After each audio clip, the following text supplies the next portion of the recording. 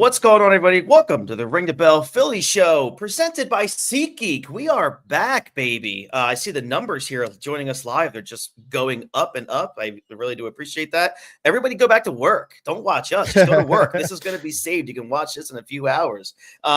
Listen, I wish the Phillies right now were as exciting as that intro video, but nonetheless, that got me vibing. That got me vibing. It's like, oh, wait, they suck. So let's go back to normal here. All right. So I'm Chrissy Francisco. That's Jason Kent. It's been a long time since we covered some Phillies ball here. Actually, since the very last night of the season was the last time that we were on here. And Jay, the winter meetings just wrapped up. We had Juan Soto's going to be a New York Met. He's fat, apparently, if you look at the internet, which is a great thing. A couple trades occurred just now. The Milwaukee Brewers traded Devin Williams to the New York Yankees for literally 2 bags of sunflower seeds and who knows later. The Phillies made one move. Basically, they signed Jordan Romano, 1-year deal, $8.5 million contract coming off an injured shoulder. From 2020 to 2023, he was spectacular, and then he's hurt. But man, winter meetings have come and gone. The Phillies, we learned a couple things, man. We learned that they were never in on Juan Soto. No, nothing was remotely in that. It doesn't seem like up until today, the whole Alec Bohm thing was just a giant smokescreen, which, by the way, I wish we recorded a show because I called that since the day they said Alec Bohm was on the market. Jason and I agreed it's all smoke and mirrors. They were trying to see if a team would have came out of nowhere and offer them this gigantic deal. Not happening. Then we find out today, Jay, that the Phillies did, in fact, offer the Houston Astros a trade package for Kyle Tucker. That trade package included 2 players, Nick Castellanos and Alec Bohm. How embarrassing must have that phone call have been for the Phillies and the Astros? Like, if you're the Astros, you're literally laughing. I'm just annoyed. Like, why? Right. It's annoying. It's like, come on. Really, you're gonna give me Nick Castellanos to replace Kyle Tucker, and I gotta pay Nick Castellanos $40 more million. Like, they're probably gonna make us eat that contract. So now we're paying Nick plus Tucker if he resigns here. So, come on, they laughed us out the ballpark. There's no way. I find it hard to believe. Like, that is such a terrible offer when you hear it. Just kind of like you kind of know what they want. Who Houston wants back for him and the type of player he is. Like, if you're that's the offer you put out there. Like, come on, that's embarrassing. Yeah. So to me, that tells me that tells me something else. That tells me that, one, the Phillies really aren't committed to acquiring a talent like Kyle Tucker right now, and 2, they don't view this offseason right now to get a guy like a Kyle Tucker as something that's a priority. When you go and you are on the phone with the Houston Astros and you have the ability to possibly actually get ears, open ears to have a discussion about, hey, Kyle Tucker's a real possibility here, Dave. What would let's discuss names. And he says, oh, Nick Castellanos and Alec Bohm. It's almost like, look, you know what?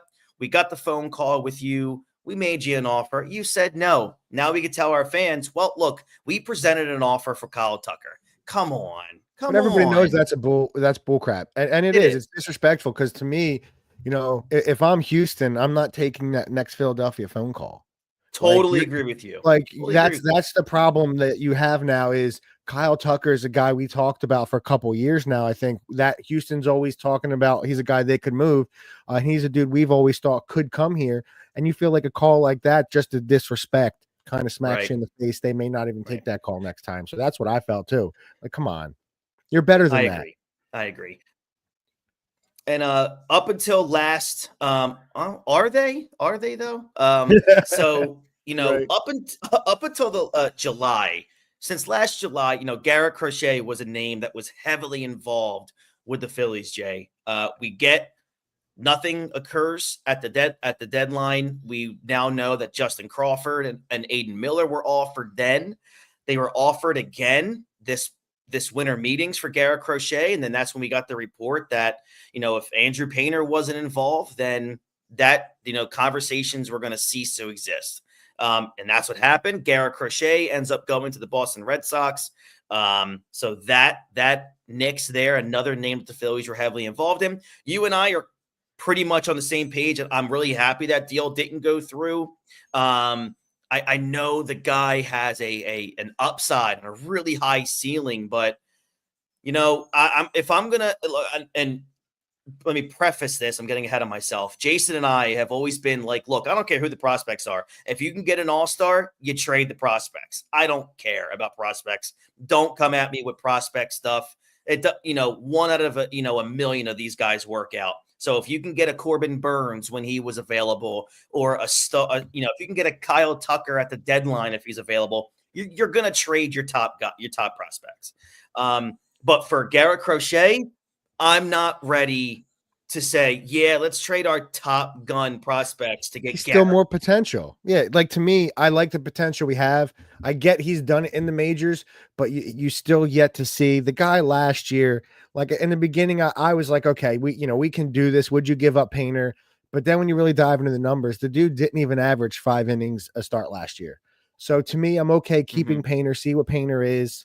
If you were to get him what they offered, yes, he would help. He's still here for 2 years of control. So maybe he figures it out with the arm. But right now, I'm okay not giving up, a bunch of guys for a dude I don't know is going to be a number one starter because he can't go more than 5 innings. I agree with you. And look, the Phillies have a lot of work to do, and they know that. But, Dombrowski did say that on Wednesday, they don't want to force anything. The trade market is probably going to be the best path to alter this roster. But the thing is, Jay, and we're seeing it kind of right now on what they're not doing. How much are they really willing to pay? You know what I mean? So that's where I look at, is this team committed to really getting better and winning? Or are they just, unfortunately, just committed to their payroll? Because it's very clear, Jay, that they're not committed to being the Mets. They're not committed to the Yankees or the Red Sox or the Dodgers, or the Dodgers, to do exactly what it really takes to elevate this roster. Because look, guys, 42. I'm off the top of my head. If I'm wrong, correct me, but I'm pretty sure I'm almost on the number. 42 of the Phillies' wins last year came by May 30th. So and then they were like 55 and 48 from June 1st to the end of the season. That's more indicative of who they are. They're a team that is aging out quickly. When you look around Major League Baseball, they're getting older. They have a lot of guys that are in the middle of their prime, and they're going to start trending down. The problem is, as these guys are trending down, the Phillies have done nothing to replace that or set themselves up for success. We all know what happened the day after they lost in the 2011 playoffs. Just look it up for the next almost decade. That it was an abyss. It was not fun. I know the Phillies are almost set up the same way right now, Jay, where once some of these guys are done, there's nothing else to replace them with. The Phillies have wrapped up so much of their payroll into 5 or 6 players that they are not willing to try to get themselves out of it.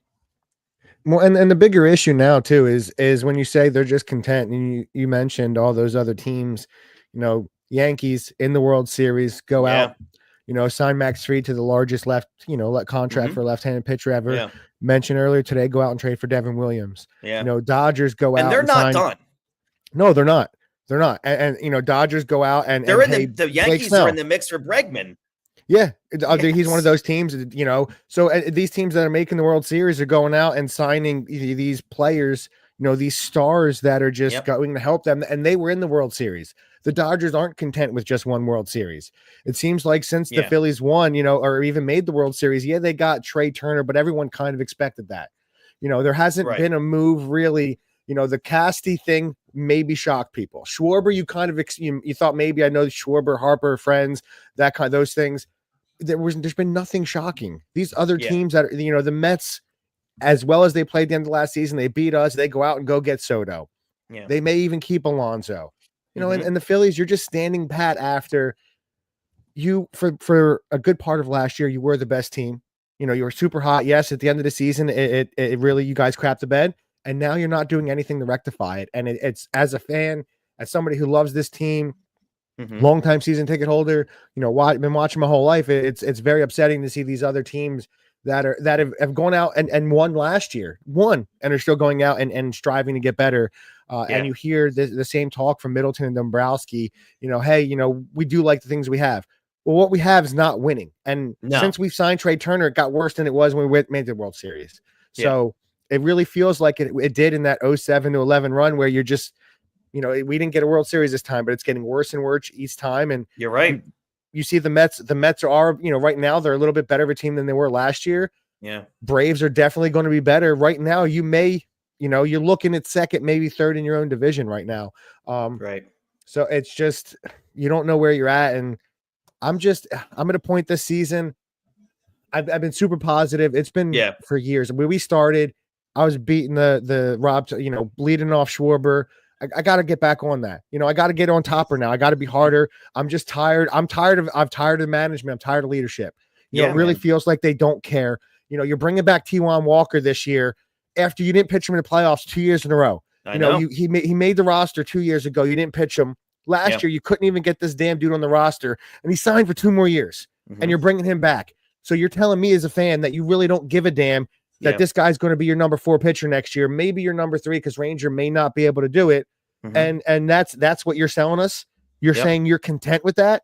Come on. There's something wrong with there, especially you still have Burns out there. You still have Teoscar Hernandez. There's still a guy like Walker Buehler out there who you could do a Zach Walker or Zach Wheeler type of deal when you signed him. Same type of situation, coming off injury, kid's a stud, and you're not making any move. You're telling me Jordan Romano is the best thing we can get. You're telling me that's all we're going to do. A team that you're telling me you want to bring a world championship back to Philly. Correct. You brought Bryce here to bring a world champion, and you're not doing dog trash. You're not doing anything. It's crazy because listen, everything you're saying, I 1000% am on board with. When you look at a team like, let's just say the Red Sox right now, you know, we talked about this in our group chat, the Phillies group chat, that, you know, the Red Sox are one of the finalists to sign Bregman, and everyone's like, oh, what are they going to do with Rafael Devers? Well, they don't care. They're thinking about making the team better with 2 high impact bats, a guy that can play all-star third base. The other guy obviously is an incredible, just a phenomenal hitter. But one of Devers could easily just go to first base, or could easily be a designated hitter and just use that bat, right? So that's what a DH is. Him. That's to me your prototypical DH these days. Yep, dude can hit what? I mean, he's a 285 hitter, can hit 20 or can hit 30 and 100. Like, that's perfect. And you get Bregman in there, a right-handed 40 doubles. Hitter. Yeah, a right-handed hitter in Bregman on you know, down the line, down the monsters like 320, 315. You be double, you know, Bregman's a doubles machine in that ballpark. But when you look at the Phillies, and I'm really starting to compare the Phillies, where I think they're starting to have buyer's remorse. And let me kind of talk about this. When the Detroit Tigers signed Javi Baez, everyone's like, look, that's the beginning of the Detroit Tigers getting into the idea of, we're going to spend money to get big name players, and we're going to rebuild this thing and get back to being a real contender. Well, Javi Baez completely craps the bed, was a brilliant businessman in getting the contract that he did. He's been horrible. And now it really does look like the Tigers are very hesitant in going out and spending big money on free agents right now. I wonder if the Phillies have reached that point after what they've seen the first 2 years of Trey Turner, where they really went out, they signed Cassie, Schwarber, Harper, and then they get, they sign Wheeler, they sign Nola, they get Turner, and now they look at what they're paying Trey Turner for the next 9 years, $30 million a year. Jay, do you think maybe right now internally, not what they're telling us, internally, do you think Dombrowski and Middleton are like, you know what? We gave $300 million to Trey Turner. It's not doing as well as we wanted it to. Let's hold back on going out and giving $300, $400, $500 million contracts to somebody right now. But I don't see the guys. The only guy that's getting that type of contract is Soto. I don't. Burns is probably I don't know. He'll probably get in the 200 million range, but like there's other guys out there that you could sign for that 3 or 4 year deal. You don't have to go, he's not Soto. He's not people. I think people were looking at Turner. Everybody's going to give Turner that type of deal. You had to. I don't think there's those guys out there that you need to give that 15-year deal like you had to give to Soto. Mm-hmm. So, I do think they dodged a bullet not signing him. While I would have loved it, that deal, it is large, and you can divvy that out. But I just think I don't even believe in them being able to set it up correctly, because, and I've said it since they signed him, and I feel like I'm still beating that horse.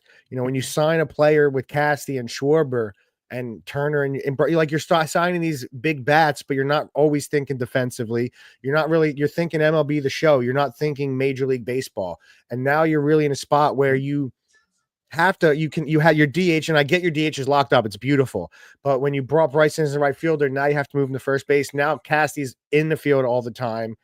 And now you don't have anybody else to play. You sign the wrong players. I think that's the issue. And I don't know if Dombrowski's the dude that can correct this, because it's not a well-built team. They're not good up the middle. The team, at least back in our day, they had, Jimmy was a Gold Glove defender. Chooch was a Gold Glove catcher.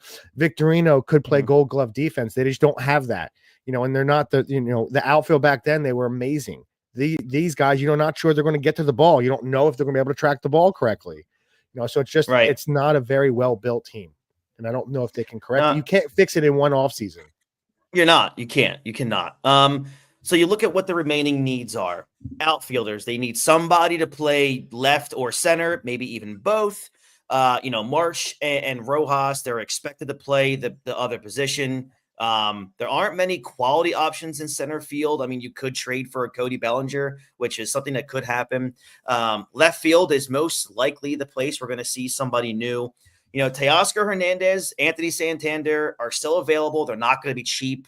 Teoscar, I'm pretty certain I can be confident in saying he's probably going to end up back with the Dodgers. That's a reunion that I think is just going to continue. How would you feel about Jerkson? I wouldn't mind Jerkson Profar at all. Because I would actually like that bat a little more, just because he's switchy. I'm just going to be honest. Anybody's an upgrade at this point, in my opinion, than Marsh and Rojas. And, the fact that you could bring a guy like a Profar in here who's a switch hitter, it really helps that lineup big time. Just having that ability to switch hit on this lineup would be a really big help, I think. The Phillies are approaching that fourth luxury tax threshold at $301 million. They would pay 110% tax for every dollar that they spend over $301 million. Dombrowski said it's not going to stop us from making moves. Yeah, it is. But it is a significant consideration with every move. Look, Jay, how disgusting is it that we're sitting here, we're criticizing a team that's maybe on the downhill, maybe, I'm not sure, just on the surface of what we've seen the last 2 years, how things have just gone down. They're at a 301, almost a fourth level of a luxury tax, and we're like, what are we getting out of this? Maybe a team that if you say could miss the playoffs, it's like it could. I could see that. Like it's your one bad, and I know every team, but it feels like a team. It's a 995 win after what you saw last season, and they're pacing to be, to break the record really, in May, break the record of ML, and I get it's early and when they hit the win, the plateau, but you're maybe a 95 win team right now. And you're aging and you're not getting better. You're not better than you were last year. And that's the issue. And like you said, you have all this money invested in this team. But you're getting no results. You're getting worse, in fact, each year. I know the record-wise, they're getting a little better, but we saw that before. We saw that from 2008 to 2011. So you just don't know. You don't see how much longer Bryce really has his prime.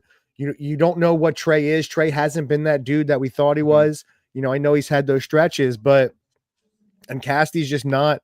I don't know what we saw in Casty. I don't know. Looking at that guy from afar. He's such an enigma. Like you just, really from April to June, he's the worst player you may have seen ever.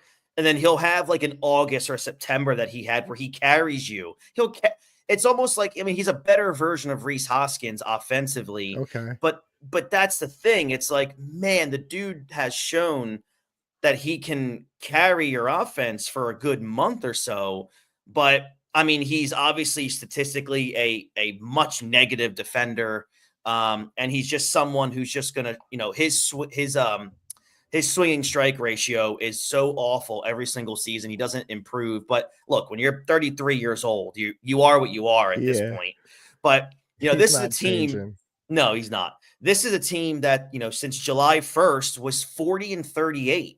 So this is a team that, I don't care what anybody says, that record is it's like it's smoke. Like it looks That's really enough of good. a time frame to tell me, that second half. That's enough of a half a season's enough time frame to tell me that's you played hot and then you once you cooled off, that's that average team. And we saw it the year before. Like they were terrible at the beginning half and then switched it at the end. It was the flip opposites. That's just what this team is. And they got cold at the wrong time. And like people could say, oh, that's July 1st. Well, if I go back to June, if the Phillies record since June 15th is 48-45.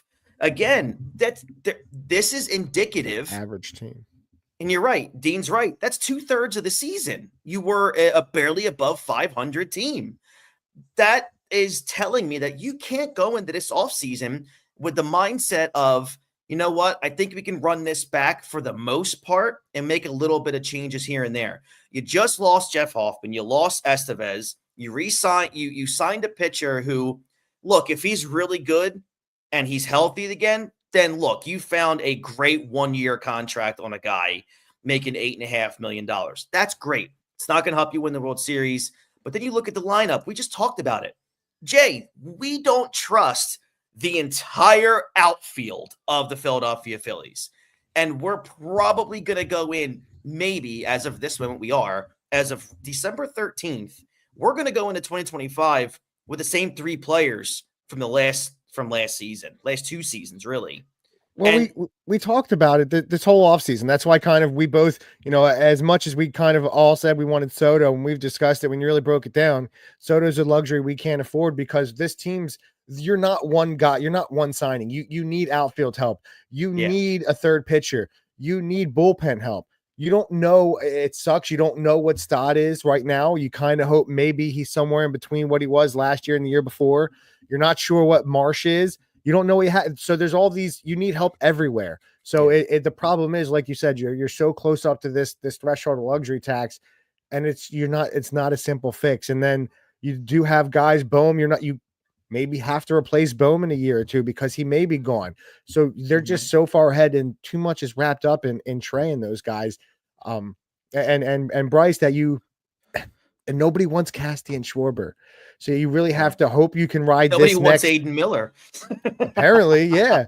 Or Right? Crawford. So Right. you kind of hope maybe. But the problem is, to me, this is it. Dombrowski and Topper, you guys have this season to figure it out. Right. Because you've been given all of this. You've been given, Dombrowski, you've been given an unlimited budget to go do what you need to do. Mm-hmm. And you haven't really made this team better at all. And it's disappointing. It's very disappointing. I've said this already, and it's a discussion that I have when I rip Dombrowski, and people seem to forget. Not you, Jason. We've already talked about this internally ad nauseum. Name me one trade that has been a success for Dave Dombrowski since joining this team. Name me one move that he's made outside of signing a free agent, which is easy. I just love that you guys tried to sell me on Austin Hayes last year. Okay. I didn't try to, I said, I feel like you and John both tried to sell me on Austin Hayes and how that was an upgrade and how that was going to be a spectacular move. Everyone tried to, no, that was a move that was terrible. Like I'd rather would have had. It was bad. Yeah. Like, come on. No, I agree with you. And then the year before that, it was Michael Lorenzen. Like it was, again, let's not bring up what I said. If Dean's watching, Dean remember. I think he was. We all know. We all remember. Oh, Dean has it in like a spiral notebook somewhere, probably of all the things that you Chris and I signing Lorenzen. Yeah, Michael replaced Nola. Well, I'm actually regretting Nola getting $165 million right now. Me too. So Dean said I keep receipts. So like we'll probably wrap up right around here. This is the bottom line, I think, for the Phillies, and this is what Dombrowski said. You would trade anybody at a particular time, but it's not a driving force for us at this time. Dombrowski said we'd give up anybody for the right player, but at this point, I don't know what the timing is right. What the timing was right for us to give up that type of quality and quantity of players. So that tells me, even for Kyle Tucker right now, Dave Dombrowski is not ready to pull the trigger on a big trade. But that's why you bought him here.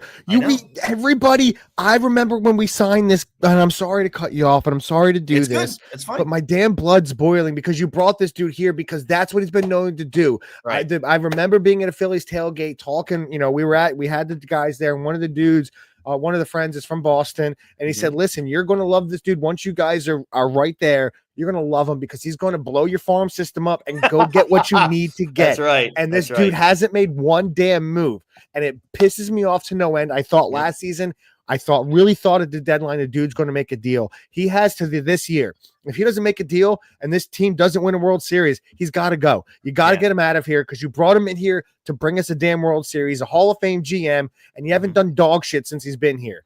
Ugh, I'm pissed.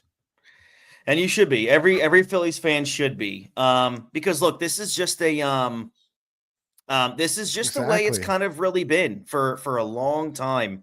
And you're right. I mean, mostly everybody else around the Phillies, especially in atop the National League, are getting better. The Phillies are staying where they are. And it's a problem. That payroll, man, being where they're at and that luxury tax is a big deal. And it's showing they are not willing to spend right now what those other teams are willing to do.